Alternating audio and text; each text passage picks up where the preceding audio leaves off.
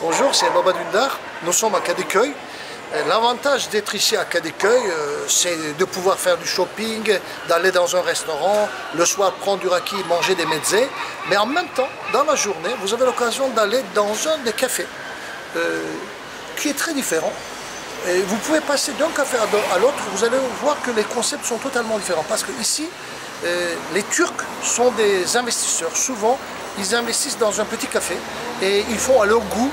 La décoration elle est différente, les couleurs sont différentes. Du coup, il n'y a pas une sorte de chaîne. On trouve pas. Il y a des cafés des chaînes comme Starbucks ou les autres, mais on trouve plus des petits cafés. Moi, je vous conseille d'aller se balader dans les ruelles de Kadıköy et de choisir un café qui vous convient. Et allez à l'intérieur, prenez un petit thé, prenez un petit café turc et prenez un livre, lisez votre livre parce qu'il y a aussi cette liberté à Kadıköy, à Istanbul, partout. Vous pouvez aller dans un petit café, vous pouvez prendre votre livre, vous pouvez prendre votre ordinateur, vous pouvez travailler, il n'y a personne qui va vous dire quelque chose. Vous prenez un thé, et vous savez, les prix sont très intéressants. Vous pouvez prendre ici un thé à 50 centimes d'euros, à 60 centimes d'euros. Vous pouvez prendre un café turc à 1,50 €, à 2 €. Et vous pouvez rester là-bas des heures et des heures.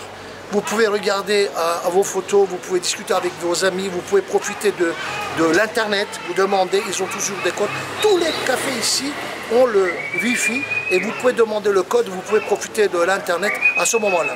Et c'est vraiment pratique, c'est superbe. Et en plus, vous allez dans l'ambiance des Stambouliotes, dans un petit café à 1 ou 2 €.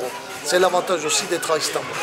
Maintenant, si vous voulez, je vais vous inviter à l'intérieur. Vous allez voir, c'est simple. Mais on peut trouver des cafés avec des décorations très différentes, très orientales, très occidentales, très avant-gardistes, très modernes. C'est pour ça que vous allez choisir. Et vous allez voir aussi, il y a des rues, des chats qui se baladent, qui passent devant, qui s'installent à côté, qui rentrent dans le café, qui sortent du café. Il y a vraiment une liberté totale. Personne ne dirait quelque chose. Vous pouvez caresser un chat. Et vous savez que dans certains pays, on paye dans des cafés où il y a des chats pour les caresser. Ici, il y en a plein dans les rues.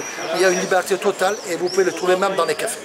Voilà, comme je viens de vous dire, là, les chats, les chiens, la liberté totale.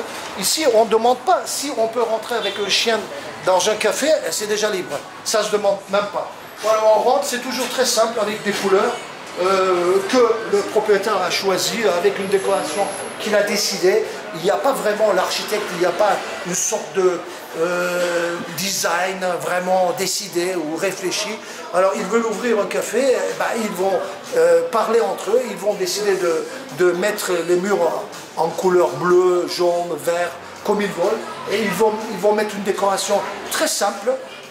Voilà, c'est vraiment le minimalisme de la ville. On peut trouver des cafés sombres, des cafés avec le jardin, des cafés bien éclairés. Et vous choisissez comme vous voulez, vous vous installez. Voilà, vous prenez un petit thé et vous passez un petit moment agréable dans un des cafés de Kadıköy.